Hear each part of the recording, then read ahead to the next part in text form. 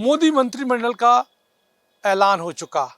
मध्य प्रदेश से 5 चेहरों को लिया गया, लेकिन जो चेहरों की बात थी उसमें मध्य प्रदेश बीजेपी प्रदेश अध्यक्ष वी.डी. शर्मा का नाम भी चल रहा था, लेकिन उनका पत्ता साफ हो गया, पत्ता कट गया।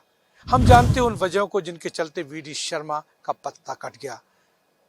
मध्य प्रदेश में 29 सीटें बीजेपी को मिली, कांग्रेस का सुपड़ा साफ हो गया, लेकिन जो प्रदेश अध्यक्ष थे उनको शुभंकर इसलिए कहा जाता है क्योंकि जब वो 2019 में जब उनको प्रदेश अध्यक्ष बनाया गया था तो कांग्रेस की सरकार गिरी और बीजेपी की सरकार बनी, इसलिए उनको शुभंकर माना गया। बीजेपी उनको शुभंकर कहती है और उसके बाद लगातार उनके नेतृत्व में संगठन मजबूत होता गया। बूथ प्रभारी से लेकर पन्ना प्रभारी को मजबूती दी गई और जो 10% हर बूथ पर वोट बैंक बढ़ाने का था, हालांकि कई जगह तो नहीं बढ़ा, लेकिन 29 की 29 सीटों में ये जरूर देखा गया कि लगभग 30% बूथों पर 10% वोट जो बूथ का जो वोट बैंक है वो बढ़ा है, यानी कहीं ना कहीं संगठन मजबूत हुआ है। और इसी के चलते ये दावा किया जा रहा था, लोग बीजेपी की मानकर चल रहे थे, उनकी टीम मानकर चल रही थी कि वी.डी. शर्मा को फिर से वी.डी. शर्मा को प्रदेश अध्यक्ष, चूंकि अब इनका कार्यकाल थोड़ा बचा एक्सटेंड किया गया था, तो कार्यकाल खत्म हो चुका है, तो अब उनको केंद्र में जवाबदारी मिलेगी, लेकिन केंद्र में नहीं दी गई।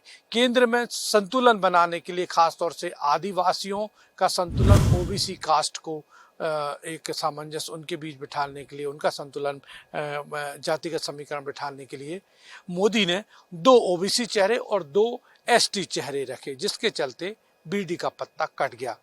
वी.डी. शर्मा जैसे कि शर्मा हैं, ब्राह्मण वर्ग से आते हैं, सामान्य हैं, इस वजह से संभावना कम लग रही थी। लेकिन अब दूसरी बात ये करें कि नाम क्यों लिया जा रहा था वी.डी. का।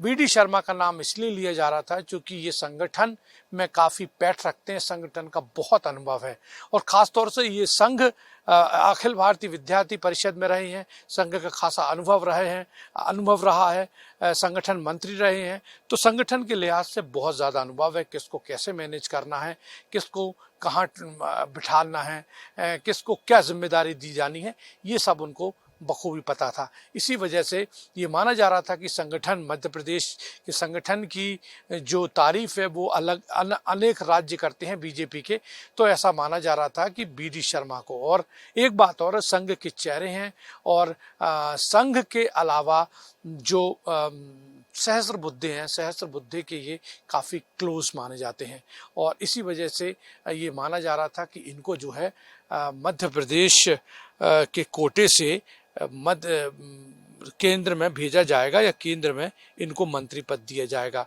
इनके खेमे में भी काफ़ी खुशी नज़र आ रही थी, लेकिन जब नाम डिक्लेयर हुआ तो इनका नाम कहीं नहीं था।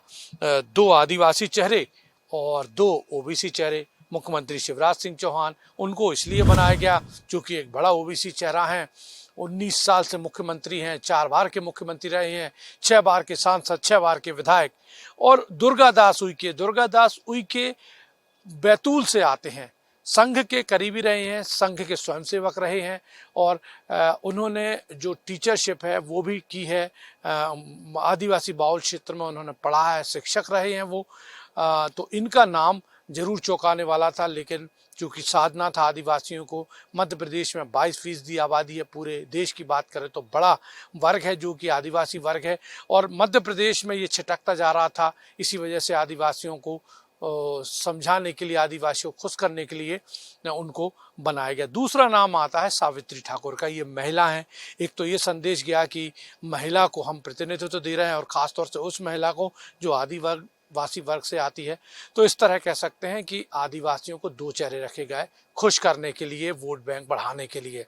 वहीं अब ओबीसी ज्योतिरादित्य सिंधिया उसी चेहरे से आते हैं, वही चेहरा है, ओबीसी के शिवराज हैं और ज्योतिरादित्य सिंधिया को जो उन्होंने कांग्रेस की सरकार गिराई थी, 22 जो उनके विधायक थे वो इनके साथ चले गए थे, तो एक ऑब्लिगेशन बीजेपी के लिए था, वो ऑब्लिगेशन फिर से पूरा किया गया और एक ऐसा चेहरा है जो युवाओं की पसंद है। और इस बार जो गुना लोकसभा संसदीय सीट है उसमें से उन्हें रिकॉर्ड बहुमत से जीते। वो अपनी दादी और अपने पापा का रिकॉर्ड जो वोट का था वो भी तोड़ गए।